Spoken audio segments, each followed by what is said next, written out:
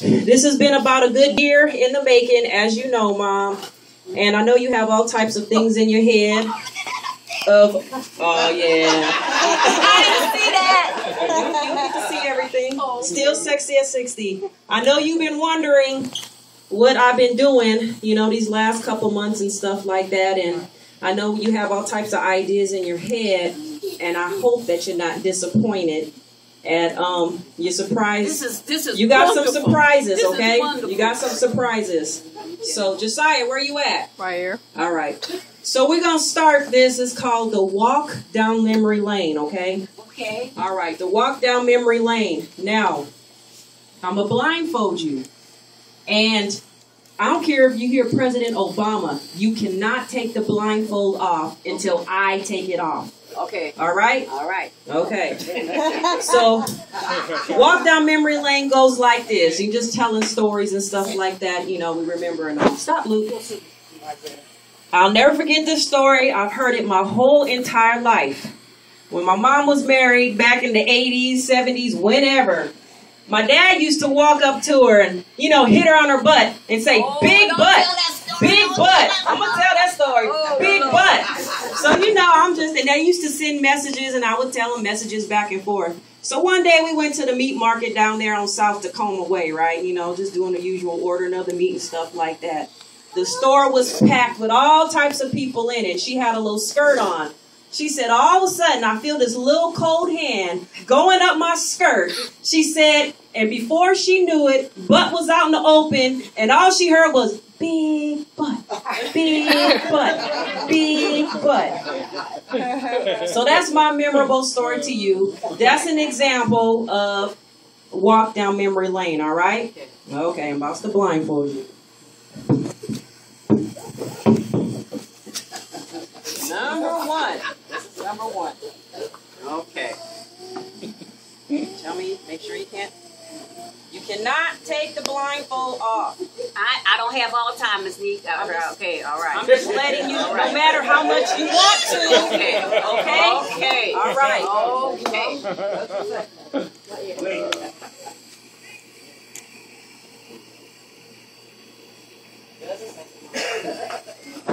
Yeah. Huh? Thank y'all for coming out. This is wonderful. You're welcome. Yep. I was surprised. I woke up at 4 o'clock this morning, and then I said, oh, I don't have to go to work, go back to sleep. My eyes opened back up at 6 o'clock, and I've been up ever since. I drank 2 cups of coffee. Surprise number one. Okay. Before you start talking surprise number one, I'm going to go by this person right here because, you know what I'm saying? All right. Keep it on. Yes. All right. Just listen. Let's see. There were joyful memories of time spent together at Disneyland, Disney World, Universal Studios, and those in Acapulco, Las Vegas, at Mount Rainier, and the Saints football games, to say the least. I have memory of your excitement when you got your own bedroom. Is that Marietta? Stop it. Your first car. Your Oh, first that sounds like my job, sister. That sounds like my sister. and the candy apple red velvet circular bag Oh my child. God, that sounds like my sister. Don't do me that. Oh, please don't do me that. Let me put my hands around my sister. I recall your giddiness when rehearsing for your performance at St. Mary's Academy. That's my sister. Don't do me that. Oh, Marietta. I remember your ecstasies after the birth of your wonderful children, your wonderful son, your angelic daughter, and your lovable grandchildren. Come here, Marietta. My most dearest daughter, I can't do it. I'm sorry.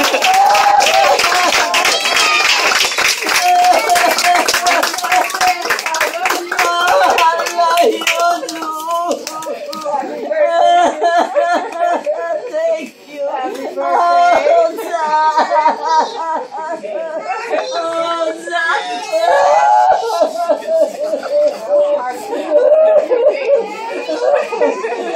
Oh,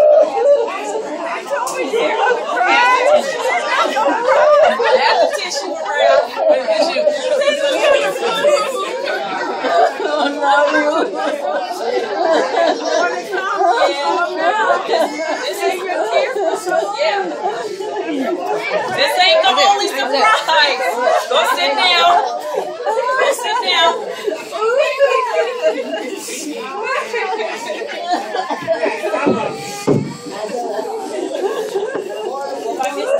Bye, Miss Stella. All right. That's happy tears, y'all. All right. All right, we got another surprise. Woo-hoo, is it some money? I ain't care about no money. Is it some money? I don't know. Maybe it's one of the temptations. Woo-hoo. You never know. We got another, this is number 2 coming up. Number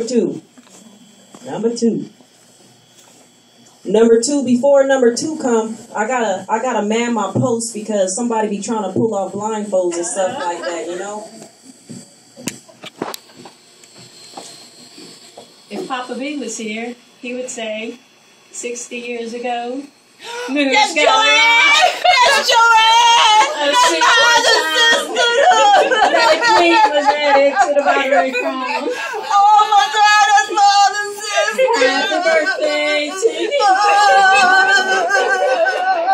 Oh no!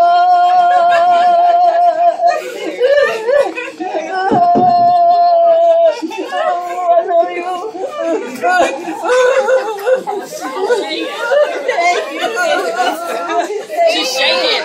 She's shaking. I know. Don't be having a heart attack. Goodness. Yeah, I know.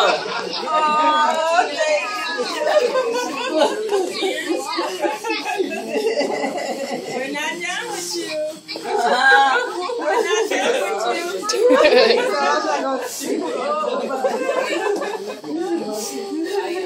That's Beverly. Beverly, where Beverly? This picture was that Beverly's wedding. I went in April. Is it that one right there? All right. Come in. Oh, yeah, okay. She was fussing at me for not coming when my children came. She said, you need to come and see your sister. And I'm here now. Okay. The surprises are not over. We got a number 3. Is it some money? Is it money? Is it money? Money. Is it a new car? Is it one of the kids singing a song? The trip to the Bahamas?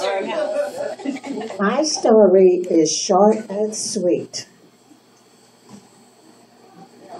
I remember, this is the most memorable time that I've had with you, and it's the most funniest. In the words of Miss Annalise Glenn Lefroy, this is the bestest. Okay?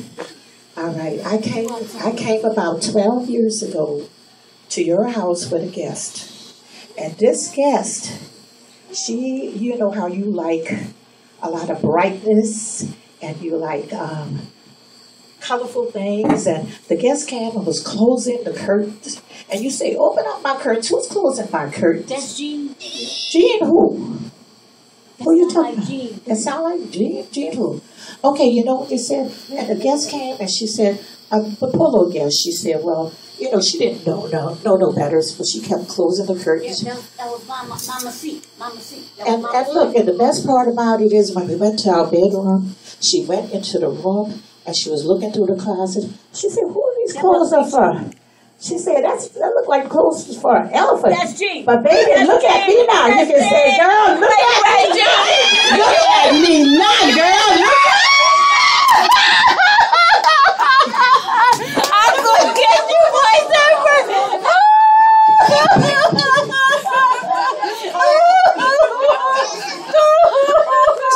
Oh, shit. Oh, my God. Oh, you sneaky. She told me she was working. Oh, was. It's Wednesday. It's Wednesday. I called Crystal. Yeah, they know. They was in on it.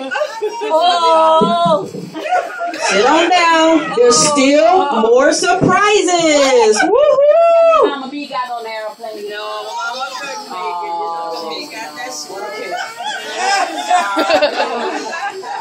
I wouldn't do that to her. Okay. No way. Y'all gonna give me a heart attack. No problem. Just calm down. Are you all right? Just take a breath. Just take a breath. All right. We got. What number is this, y'all? Surprise number what? 4. Okay. I got another sister though. I have a childhood story. That's Elaine!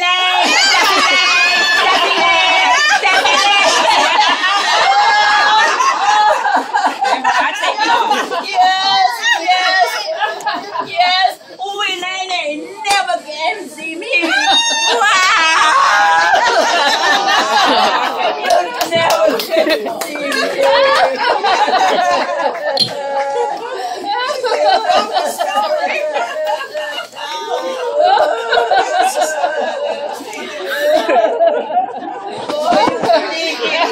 Your niece said she didn't want to tell you because she knew you was going to tell. You did good.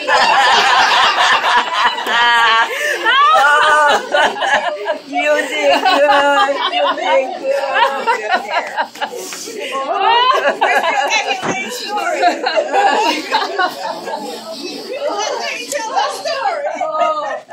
Oh my goodness. Oh my gosh. When we were children, can you hear me without the mic? No. Okay. When we were children, we went to a fair at our school. And because I was the eldest, I was in charge of Lynn. So when we got to the fair, Lynn went to play with her friends, and I went to be with my friend. About a half an hour after being there, one of Lynn's friends came to me and said, "The teacher wants to see you in the commissary. Something happened to your sister." So I went over to the commissary, and I looked at Lynn, and we all know that Winnie Pooh has luscious lips. So consequently, Lynn bit into a strawberry, got an allergic reaction, and his lips blew up like watermelon. And the teacher said, "You're going to have to take your sister home." And I said, "I don't want to go home. I want to stay at the fair." She said, "No." And Lynn said, "I don't want to go home. I want to stay at the fair. You can't make me go home. I'm not feeling bad. I want to go home." And the teacher said, "No." And Lynn's lips were flapping all over the place. "I don't want to go. I don't want to go. I don't want to go." So we had to leave. So what we did, we were walking back to the bus stop, and as we were walking to the bus stop, people were staring at us. Now, being preteen, that was embarrassing to me. So I reached into my pocketbook and pulled out a handkerchief. In those days, we had pocketbooks and handkerchiefs. And I gave it to Lynn, and I said, "You have to hold this handkerchief over your mouth so people can stop staring at us." So we walked to the bus stop with this handkerchief over her mouth. And when I got her on the bus, I hustled her to the back and made sure she sat in the back in the corner so no one can see her. And when we were almost home, she said, "I'm tired of holding this handkerchief over my mouth, blah, blah, blah, blah, blah. Take that handkerchief away."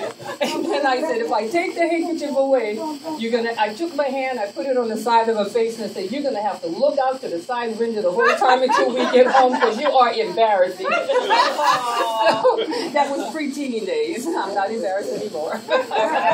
So I brought her home, and consequently, I went back to the fair. That's cold. That's cold. I love you. All right, we got one more surprise. One more. Blindfold. Okay. All right. See anything? No. Okay. Yeah. One more. Well, you did a good Keep job. your blindfold on. Last surprise. I could see. Push it down some. Oh, okay. It's okay. I told her I Just want listen. all my surprises. All right. At once, huh? Come on. My most memorable moment.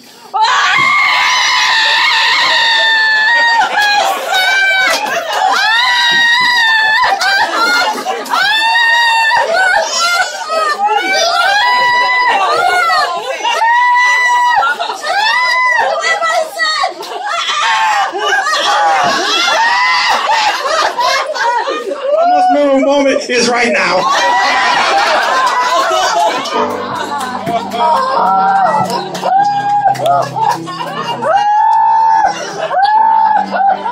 He cheated. You're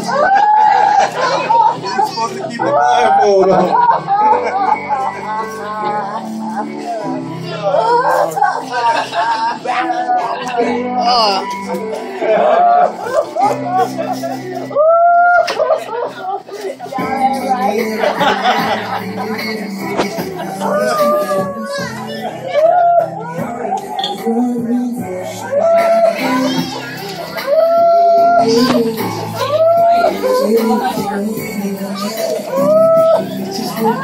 All right, get the camera on because I'm getting